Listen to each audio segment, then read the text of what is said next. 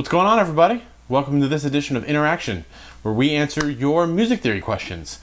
So if you guys are unfamiliar with this series, you guys have questions on some of the lessons that I posted on this channel, or any general music theory questions that are stumping you at the moment, whether it be modes or polyrhythms or time signatures or keys or anything like that. Feel free to leave a question in the comment down below this video, and I will do my best to answer it. All right, so let's get started. So if the diminished scale is not a mode, what is it and where does it come from? In reference to, say, A minor, wouldn't it be the second interval? So this question is based on, I posted a lesson on the diminished scale, and this question is basically, they're confusing it between the diminished scale and Locrian mode, right? So if you're in A minor key, right, which is the 6th degree of the scale, you go to the 7th degree of the scale, you get the Locrian mode. And Locrian has a diminished quality, but it's not the diminished scale. The diminished scale is an octatonic scale. It means it has 8 notes. It's also synthetic, and it's basically, you're just dividing the octave. So you're going up, you're dividing it by minor thirds, and you're putting in half steps after that. So what you're confusing is the Locrian mode, like I said, which is the 7th mode of a major scale. It is a diminished quality because it has a minor third and a flat 5. All right, but the chord that it outlines is a half diminished chord, or a minor 7 flat 5. And there was another question that was posted on one of the last ones talking about Locrian mode, and sorry I didn't post it, but hopefully you're watching, I'm answering your question. This says that basically when I solo in B Locrian, it sounds terrible, and I don't like the way it sounds. How can I make it sound good? Well, in essence, any mode is going to sound good over the chord that comes from it. So like I said, the Locrian mode is a minor 7 flat 5 chord, or a half diminished chord. So it should sound great over that chord.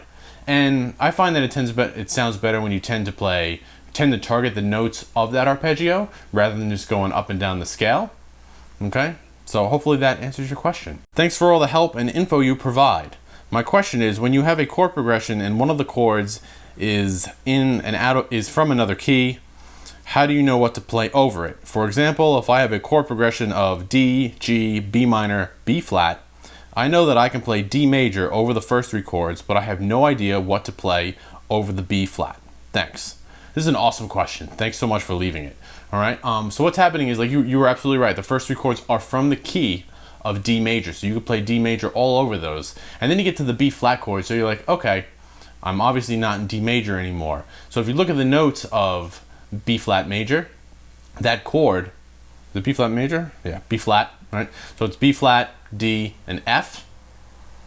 Okay, and that would give you the B flat chord.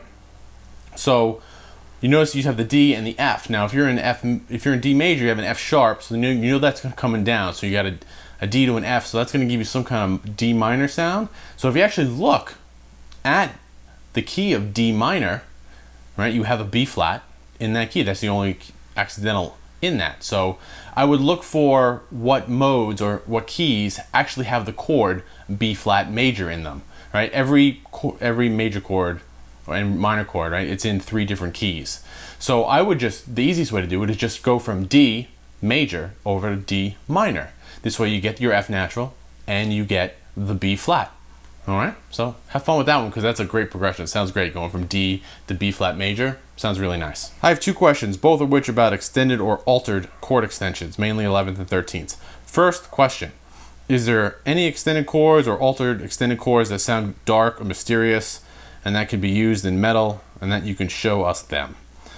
A few chords I like are minor major 7 sharp 5, minor add 9, and even sus2 sharp 5. I have a hard time finding any.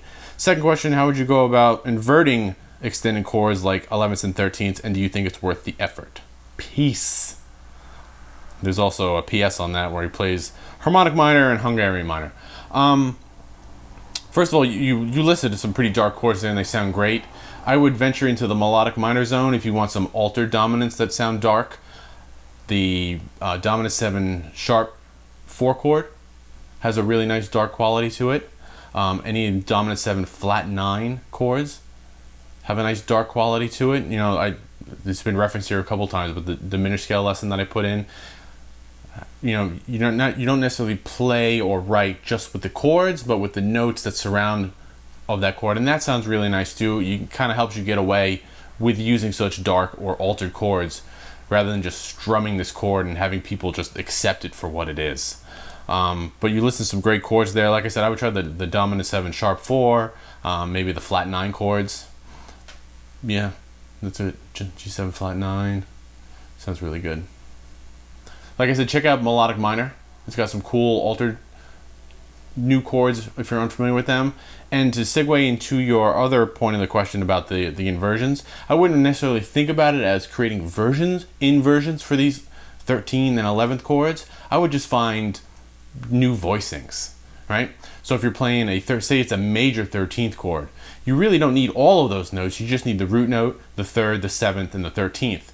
By definition, that's what gives you the major 13. Same thing goes for the 11 chords. So find voicings or chord voicings that use just those notes, and whatever note happens to be in the bass, rather than going up first inversion, second inversion, third inversion, fourth inversion, all these crazy things going on. That's not worth the effort. But finding unique voicings containing just the notes that you need is. And if you're practicing the harmonic minor scale, like I said, I'd already go over to the melodic minor scale because you get some new chords in that one, which is really nice. And always when you talk about, like, you hear all these exotic scales, right? So you mentioned the harmonic minor scale. There have been Prometheus scales, and another question. When you're learning these scales, look at this chord that the scale is built upon. And that's going to give you the most mileage out of that mode or out of that scale. All right? So great questions. Like I said, if you have any questions, leave them down in the comments below. I will do my best to answer them if they're not posted in these videos. Most likely somebody or myself will reply to them in the comments below. So as always, let me know what you come up with. Until then, I'll see you next time. Thanks a lot.